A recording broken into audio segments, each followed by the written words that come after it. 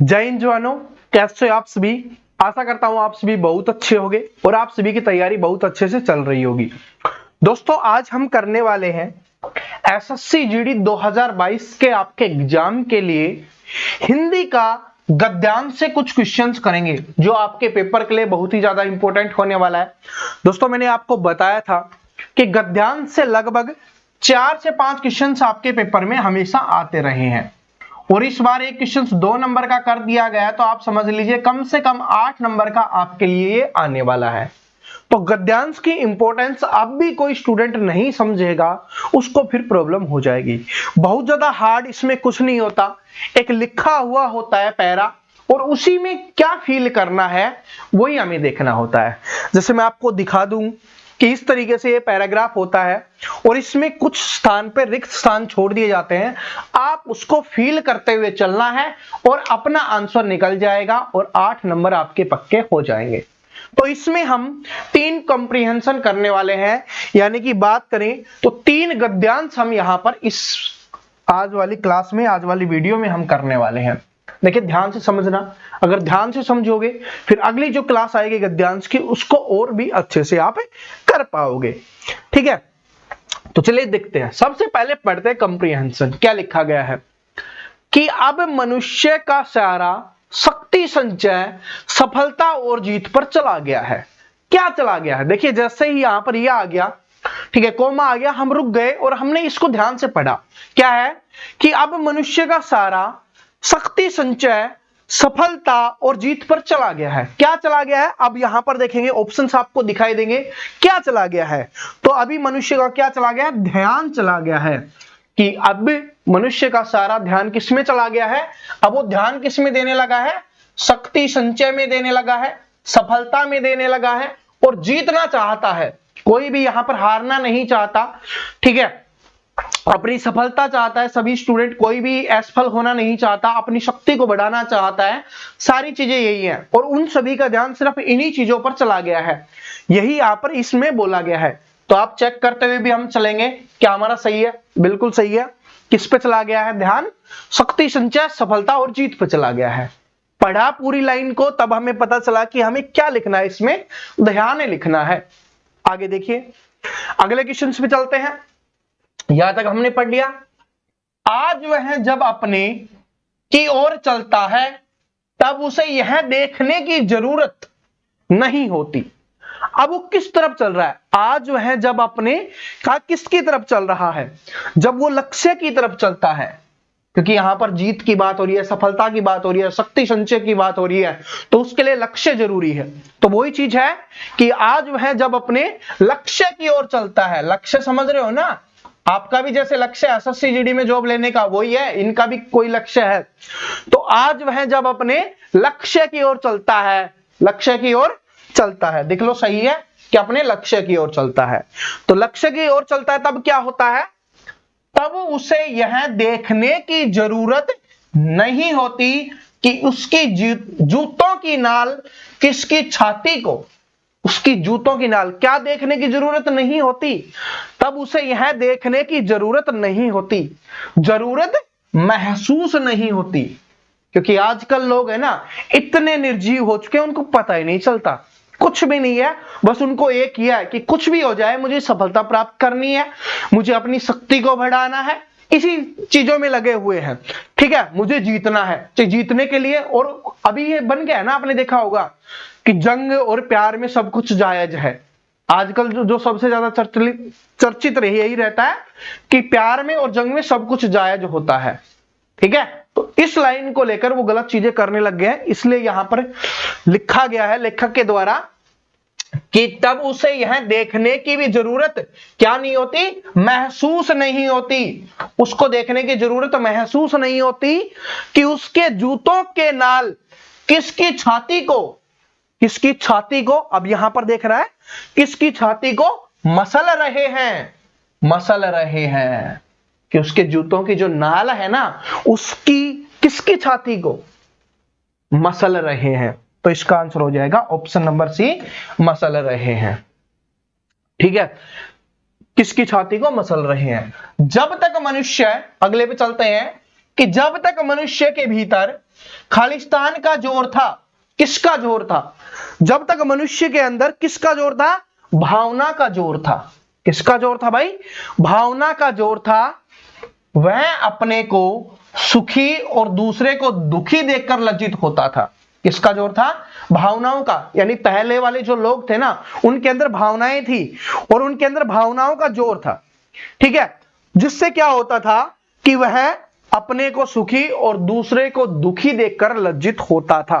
पहले दूसरों को दुखी देखकर लज्जित होते थे कि वो कैसे दुखी हो गया, उसकी हेल्प करनी चाहिए। लेकिन आजकल ये सोचते हैं कि चाहे दूसरे को कितना भी दुख पहुंच जाए, बस मुझे सफलता प्राप्त करनी है।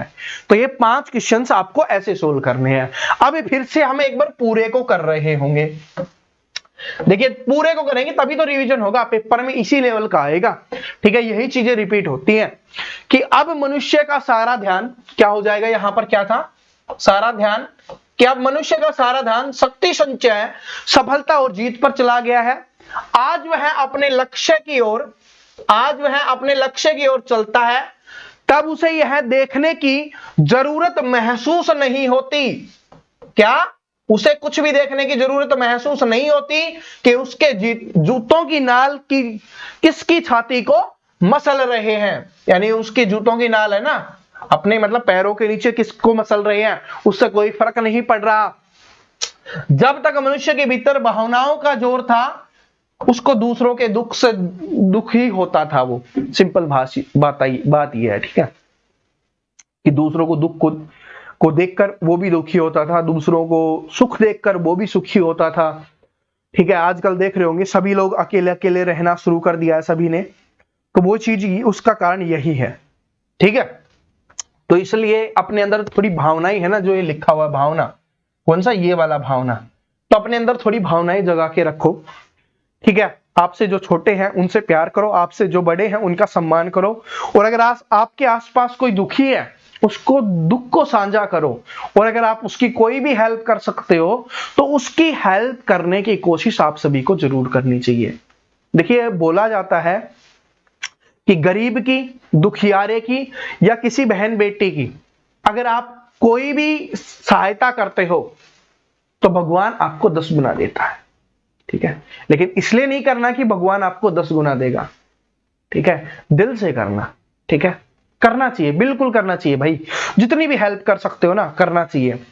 ठीक है, ज्यादा नहीं तो किसी भूखे को एक टाइम का खाना तो खिला ही सकते हो। ठीक है, तो जो भी हो ना, करना चाहिए बिल्कुल। अपनी जो अंदर की भावनाएं है ना, उनको कभी मरने मत देना, वरना आप कितने भी सफल हो जाना, जिस दिन भावनाएं मर जाएंगे ना, फिर कोई कदर नहीं करता और कोई उनकी वैल्यू भी नहीं चाहिए। आप कितना भी पैसा कमा लो, कुछ भी कमा लो, जब आपके अंदर की भावनाएं मर गई, लोगों के प्रति आपकी जो दया भाव है वही खत्म हो गया, तो फिर कोई फायदा नहीं है। कितना भी महान बन जाओ, कितने भी बड़े बन जाओ, ठीक है, कोई फर्क नहीं पड़ता। अब चलो दूसरे पे चलते हैं। दूसरा के ध्यान से देखिए, इस तरीके से लिखा आता है लैंग्वेज भी मैं आपको दिखा देता हूं कि दिए गए अनुच्छेद में कुछ शब्द हटा दिए गए हैं। दिए गए विकल्पों की सहायता से रिक्त स्थान भरें। प्रत्येक प्रश्न संख्या के लिए सबसे उपयुक्त विकल्प का चयन करें, ये आपको बताना है। ठीक है, इस तरीके की लैंग्वेज लिखी हुई होती है। अब इस लैंग्वेज को हटा देते हैं, अब आते हैं हमारे पैराग्राफ पे, जो गद्यांश है उस पे आते हैं। क्या है कि तुलसीदास को ईश्वर प्रेम की झलक के रूप में मिली। तो तुलसीदास जी के बारे में यहां पर बात हो रही है, और तुलसीदास जी का जैसे ही नाम आता है आप सभी के दिमाग में एक चीज आ जानी चाहिए। ठीक है, कि तुलसीदास जी कौन थे, आपको पता है ना।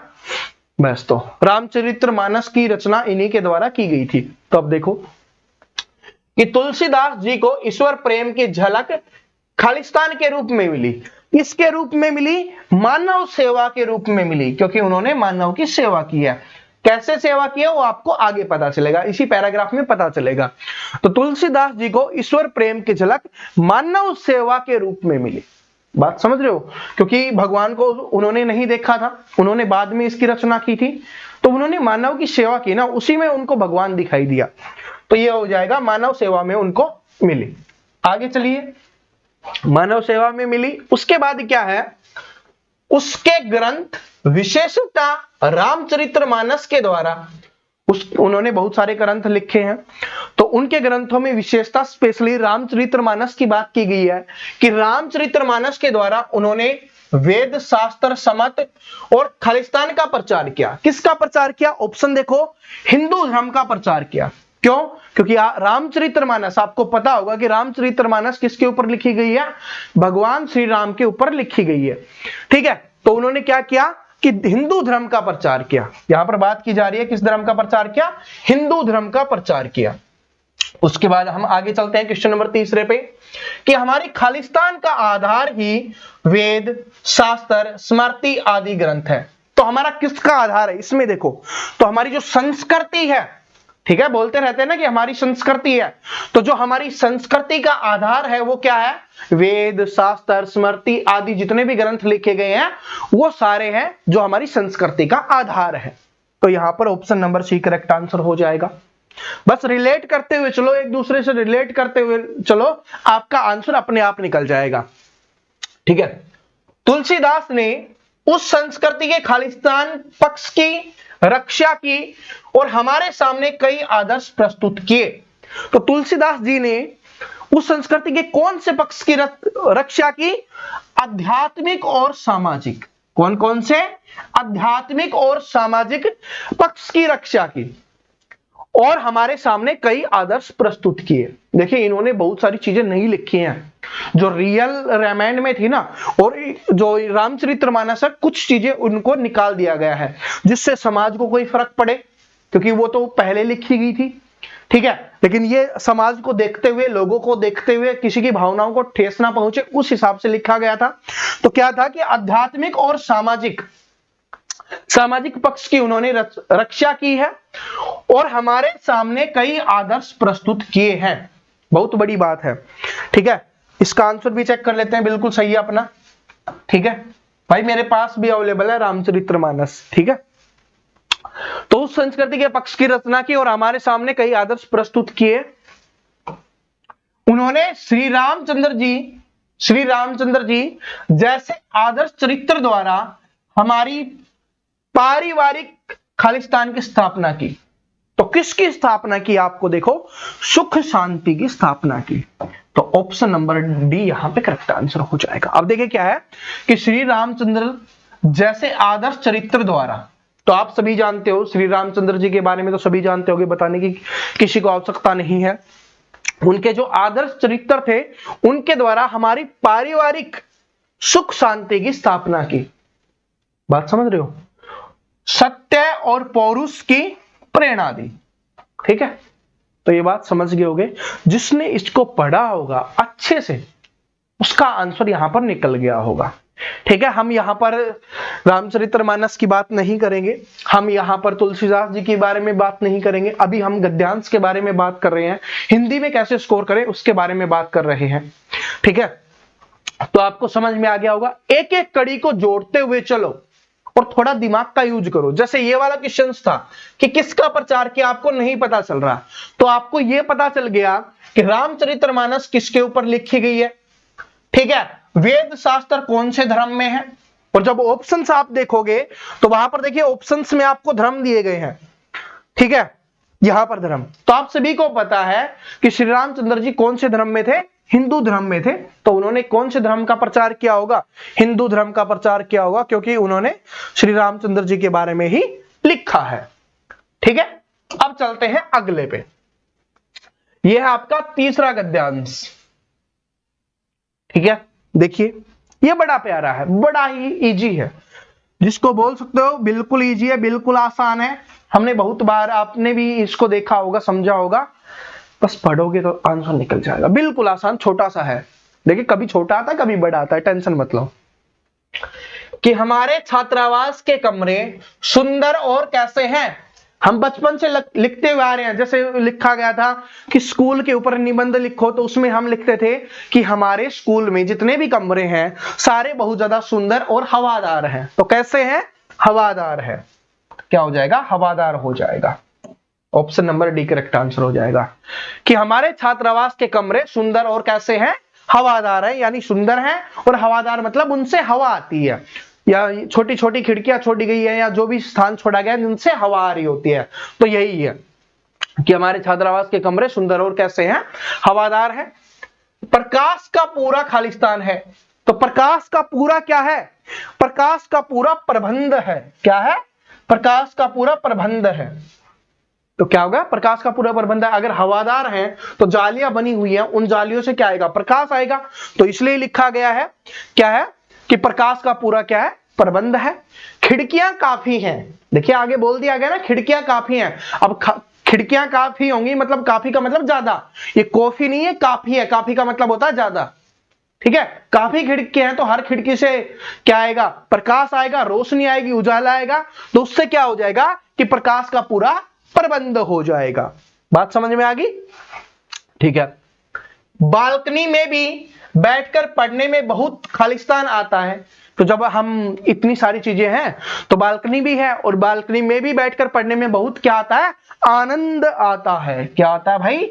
बड़ा आनंद आता है। बोला जाता है ना, जहां से ठंडी ठंडी हवा चल रही हो वहां पर पढ़ने में बड़ा ही आनंद आता है। तो वही चीज है कि बालकनी में भी बैठकर पढ़ने में बहुत आनंद आता है। आगे चलिए, क्या है? यहां सब काम ठीक समय पर खालिस्तान ढंग से होता है। यहां पर सब काम ठीक समय पर और कैसे ढंग से होता है? नियमित ढंग से होता है। किस ढंग से? नियमित ढंग से। क्योंकि आप सभी जानते हो कि अगर छात्रावास है तो वहां पर फिक्स समय पर ही खाना दिया जाता है, सारी चीजों का प्रबंध है वो सही समय पर भी किया जाता है। और नियमित का मतलब होता है कंटिन्यू, रोजाना, कि लगातार उसी समय पर मिलता है, उसी समय पर उन चीजों को किया जाता है। खाना जिस समय खाना होता है सभी उसी समय पे मिलता है। पढ़ने का समय अलग है, खेलने का समय अलग है। तो वहां पर सब कुछ नियमित ढंग से होता है। तो यही इसमें बोला गया है कि यहां सब काम ठीक समय पर नियमित ढंग से होता है। आगे चलिए, नियमित ढंग से होता है। खाने की भी खूब अच्छी खालिस्तान है। तो खाने की खूब अच्छी क्या बोलते हैं? व्यवस्था है। क्या है? व्यवस्था। किसमें है?